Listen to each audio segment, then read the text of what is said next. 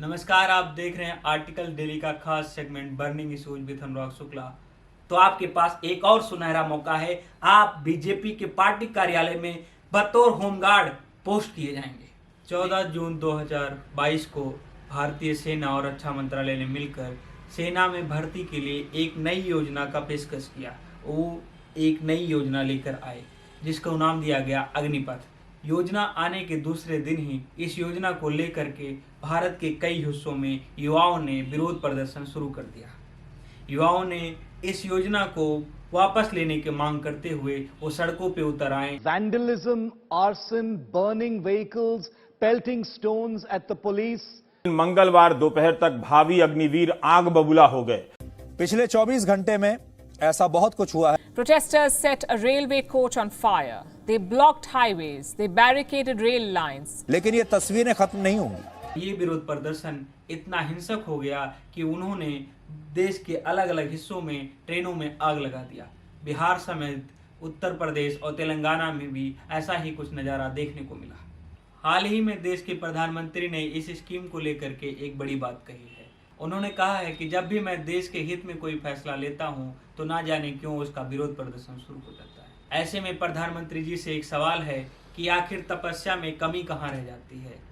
ये इस सरकार की बहुत बड़ी खामी रही है कि वो जब भी देश हित में लोगों की भलाई के लिए कोई भी फैसला लेती है, फिर चाहे वो नोटबंदी हो, जीएसटी हो, सीए एनआरसी को लेकर के हो या फिर कृषि कानून हो जिसे वापस ले लिया गया है, ये सबसे बड़ी खामी रही है कि वो जनता को योजना से संबंधित सारी डिटेल, सारी सच्चाइयाँ, सारी बातें ठीक से बता नहीं पाते और यहीं पे इस सरकार से बहुत भारी चूक हो जाती है, जिसकी वजह से ये योजना जिसके लिए बनाया गया है उनके मन में कई सारे कन्फ्यूजन क्रिएट हो जाते हैं और इन्हीं कन्फ्यूजन से जन्म होता है विरोध प्रदर्शन का।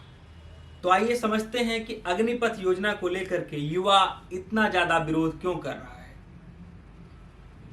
सबसे पहले तो हम इस बात पर गौर करेंगे कि हमें अग्निपथ योजना के बारे में अब तक सरकार और सेना के द्वारा मिलकर क्या क्या चीज़ें बताई गई हैं। ये योजना जो लाई गई हैं इसकी क्या क्या खूबियाँ हमें बताई गई हैं और ऐसे कौन से बात हैं जो युवाओं के मन में हैं, ऐसे कौन से सवाल हैं जिसको लेकर के युवा प्रदर्शन कर रहा है। सेना और सरकार ने मिलकर अभी तक ये बताया है कि सेना में अब जो भर्ती प्रक्रिया की जाएगी वो अग्निपथ के द्वारा होगी। भारतीय सेना और रक्षा मंत्रालय द्वारा ये बताया गया कि अग्निपथ योजना के तहत युवाओं का 4 साल के लिए आर्मी में सिलेक्शन किया जाएगा। दूसरी बात, इस भर्ती के दौरान जो युवा सिलेक्ट होंगे उनकी आयु सीमा 17.5 वर्ष से लेकर के 21 वर्ष तक की होनी चाहिए। पिछले 2 सालों से कोविड की वजह से सेना की कोई भी भर्ती नहीं आई, जिसकी वजह से महज इस साल के लिए अग्निपथ भर्ती योजना में आयु सीमा में रियायत दिया गया है, उसको 21 से बढ़ाकर 23 साल कर दिया गया है। अग्निपथ योजना के बारे में हमें एक और चीज पता है कि इस योजना के तहत जिनको भी भर्ती किया जाएगा उनको पहले साल में 30,000 रुपये प्रतिमाह का वेतन दिया जाएगा। चौथे साल तक ये प्रतिमाह वेतन 40,000 रुपये हो जाएंगे। साथ ही साथ जब आप 4 साल बाद सेना में रिटेन नहीं किए जाएंगे तो आपको एक सेवानिधि पैकेज दिया जाएगा जो तकरीबन 11 लाख रुपए के आसपास होगा। साथ ही जो आपको 30,000 रुपये मासिक वेतन दिया जाएगा उसी में से 30% पैसा काट करके सेवानिधि में डाला जाएगा और जिसमें से आधा पैसा सरकार अपनी तरफ से डालेगी। और जब 4 साल बाद आपको सेना में रिटेन नहीं किया जाएगा तो आपको ये सेवानिधि पैकेज दिया जाएगा। साथ ही साथ इस योजना में आपको मेडिकल बीमा भी दिया जा रहा है।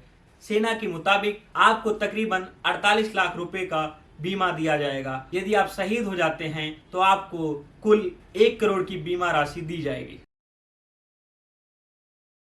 साथ ही साथ 4 सालों के बाद आपकी 6 महीने की ट्रेनिंग होगी और उस ट्रेनिंग में से केवल 25% लोगों को सेना में पूर्णकालिक रोजगार दिया जाएगा। जो भी अग्निवीर सेलेक्ट किए जाएंगे उनमें से महज 25% लोगों को सेना में 15 सालों के लिए पूर्णकालिक रोजगार देने का वादा किया गया है। सेना और सरकार के द्वारा ये भी कहा गया है कि 4 साल के बाद जो लोग रिटेन नहीं किए जाएंगे उनको देश के अलग अलग आर्म फोर्सेज में 10% की वरीयता दी जाएगी। फिर वो चाहे असम राइफल हो, सेंट्रल आर्म फोर्स हो जिसमें बीएसएफ, सीआरपीएफ और भी कई सारी वैकेंसीज में उनको 10% की प्राथमिकता दी जाएगी। 10% का आरक्षण दिया जाएगा। साथ ही साथ उत्तर प्रदेश सरकार का ये कहना है कि उत्तर प्रदेश में जब पुलिस की वैकेंसी आएगी तो अग्निवीरों को प्राथमिकता दिया जाएगा। मध्य प्रदेश में शिवराज सिंह चौहान ने भी ये घोषणा किया है। साथ ही देश के कई और अन्य राज्यों में ऐसी बातें कही गई हैं। साथ ही 4 साल के बाद जो अग्निवीर रिटेन नहीं किए जाएंगे उनके लिए खास तौर पर प्राथमिकता देते हुए कैलाश विजयवर्गीय ने कहा है कि उन्हें बीजेपी के पार्टी दफ्तर में होमगार्ड की नौकरी में प्राथमिकता दी जाएगी। मुझे अगर इस ऑफिस में, बीजेपी के ऑफिस में सिक्योरिटी रखना है तो मैं अग्निवीर को प्राथमिकता दूंगा। यानी अगर आप 4 साल के बाद रिटेन नहीं किए जाते हैं तो आपके पास एक और सुनहरा मौका है, आप बीजेपी के पार्टी कार्यालय में बतौर होमगार्ड पोस्ट किए जाएंगे। लेकिन क्या सैलरी पैकेज होगा, इसके बारे में कैलाश विजयवर्गीय ने नहीं बताया। तो अब तक अग्निपथ स्कीम के बारे में हमें ये सारी जानकारियां बताई गईं।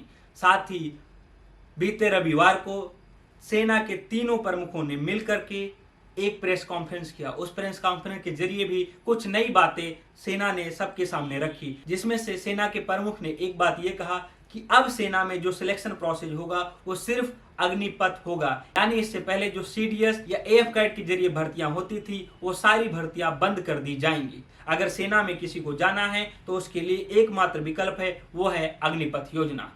इसके अलावा लेफ्टिनेंट जनरल अनिल पुरी ने कहा है कि ऐसे लोग जिनका नाम अगर इस दंगों में आएगा तो वो लोग अग्निपथ योजना के लिए नहीं सिलेक्ट किए जाएंगे। उन्होंने सख्त हिदायत दी है कि 100% पुलिस वेरिफिकेशन के बाद ही अग्निवीरों का चयन किया जाएगा। अब आप कह रहे होंगे कि अग्निपथ योजना इतनी अच्छी है, इतने सारे लाभ दिए जा रहे हैं, तो इसका विरोध क्यों हो रहा है? आखिर ऐसे कई सारे सवाल आपके मन में भी आ रहे होंगे कि आखिर ये युवा सड़कों पर क्यों हैं, वो ट्रेनों में आग क्यों लगा रहा है, इतना ज्यादा विरोध क्यों कर रहा है? आज हम आपके इन्हीं सारे सवालों का जवाब देने की कोशिश करेंगे। युवा अग्निपथ स्कीम को लेकर के जिस प्रकार से विरोध प्रदर्शन कर रहा है उसके पीछे कई सारी वजह हैं। उनमें से एक वजह यह है कि युवाओं के मन में अपने भविष्य को लेकर के और इस स्कीम को लेकर के कई सारे कन्फ्यूजन हैं, जिनको सरकार के द्वारा अभी भी क्लियर नहीं किया गया है। युवा का सबसे बड़ा कन्फ्यूजन ये है कि भर्ती प्रक्रिया केवल 4 साल के लिए ही क्यों है? 4 साल के बाद उसके पास क्या एक बेहतर सुरक्षित भविष्य होगा या नहीं होगा? उसके पास सुरक्षित रोजगार होगा या नहीं होगा? ये सबसे बड़ा सवाल है जिसकी वजह से आज युवा सड़कों पे है। अग्निपथ स्कीम के बहिष्कार को लेकर के अन्य वजहों में एक वजह ये भी शामिल है कि 4 साल के बाद जो युवा निकलेंगे उन्हें किस तरह से रोजगार दिया जाएगा, क्योंकि भारत में सरकारी वैकेंसी जब भी निकलती है तो उस वैकेंसी के निकलने और उसके नियुक्ति प्रक्रिया के बीच क्या क्या स्टेज होते हैं, कितना समय लगता है, इसके बारे में हर किसी को पता है। साल 2018 में SSC GD का भर्ती आया था जिसमें 60,210 पदों पर भर्ती होनी थी। ये भर्ती प्रक्रिया इतनी लंबी चली कि उसको कंप्लीट करने में 4 साल का वक्त लग गया। अब आप ऐसे में सोचिए कि जो अग्निवीर 4 साल के बाद सेना से निकलेंगे, क्या उन्हें तुरंत नौकरी दी जाएगी या उन्हें भी इसी तरह 4 से 8 साल का वेट करना पड़ेगा? अग्निपथ स्कीम को लेकर के विरोध के कई कारणों में से एक कारण यह भी है कि इससे पहले साल 2020 और साल 2021 में सेना में जाने के लिए जो भर्ती परीक्षाएं हुई थी उनका क्या होगा? जिन युवाओं ने अपना रिटन, फिजिकल और मेडिकल एग्जाम क्लियर कर लिया था, जो अपने ज्वाइनिंग लेटर का वेट कर रहे थे, उनका क्या होगा? और ये सारे सवाल युवाओं के हैं जो सीधे सीधे सरकार और सेना से पूछना चाहते हैं। वो अपने इन्हीं सवालों को लेकर के और इतने सारे कंफ्यूजन को लेकर के आज सड़कों पे हैं। अग्निपथ स्कीम में एक और बड़ी भूमिका है, वो है हमारे देश के पॉलिटिशियन की। हमारे देश के जो विपक्षी पॉलिटिशियन हैं उनको भी इस योजना के बारे में उतनी ही जानकारी है जितना सेना और सरकार के द्वारा दिया गया है। इसके अलावा उन्हें किसी भी प्रकार की अन्य कोई जानकारी नहीं है। ऐसे में वो पॉलिटिकल एजेंडा साधते हुए युवाओं के प्रश्नों के जवाब देने की बजाय उनको भड़काने का काम कर रहे हैं, फिर चाहे कांग्रेस पार्टी की तरफ से प्रियंका गांधी हो या फिर अखिलेश यादव। जब भी कोई योजना आती है तो उसको लेकर के सोशल मीडिया प्लेटफॉर्म पे इंफॉर्मेशन के साथ साथ डिसइंफॉर्मेशन यानी गलत और भ्रामक न्यूज भी खूब ज्यादा वायरल होते हैं। खूब तेजी से उनको धड़ल्ले से व्हाट्सएप फॉरवर्ड किया जाता है और अग्निपथ योजना के साथ भी यही हुआ। अग्निपथ योजना को लेकर के जितनी ज्यादा सच्चाई नहीं बताई जा रही है उससे ज्यादा फेक न्यूज फैलाया जा रहा है। PIB के फैक्ट चेक डिपार्टमेंट ने हाल ही में ये खुलासा किया है कि बिहार में एक YouTube चैनल के जरिए ये घोषणा किया जा रहा है कि अब इंडियन आर्मी प्राइवेट होने जा रही है। भारतीय वायुसेना को प्राइवेट कर दिया जाएगा और एक तीसरी कंपनी हस्तक्षेप करेगी और वो भर्तियां करेगी, जो कि एक फर्जी दावा है और आप सब इस तरह के दावे में मत आइए। ऐसे में युवाओं को जब इस तरह से मैसेज मिलते हैं तो उसके अंदर जो सवाल चल रहे होते हैं, जो कन्फ्यूजन चल रहे होते हैं, वो और ज़्यादा बढ़ जाते हैं। लेकिन एक सबसे अहम बात यह है कि विरोध के नाम पर सरकारी संपत्तियों को, देश की संपत्तियों को जला देना ये उचित तरीका नहीं है। विरोध एक लोकतांत्रिक अधिकार है जिसको एक लोकतांत्रिक तरीके से किया जाना चाहिए। किसी भी देश में अगर आप किसी भी चीज़ से असहमत हैं तो उसकी असहमति दर्ज करने का तरीका होता है और वो तरीका होता है शांतिपूर्ण तरीका। आप शांति से अपनी बातों को रखिए, लेकिन अपने बातों को लेकर के, अपने आक्रोश को लेकर के आप इतने प्रचंड ना हो जाइए कि आप ट्रेनों में आग लगा दीजिए, आप सड़क जाम कर दीजिए, आप बसों में आग लगा दीजिए, आप सुरक्षा कर्मियों पे पथराव कीजिए। ये किसी भी लोकतांत्रिक देश में स्वीकार नहीं किया जाएगा। ऐसे में जरूरत है सरकार, सेना और युवाओं को, तीनों को एक साथ बैठ के इस मसले को समझने की।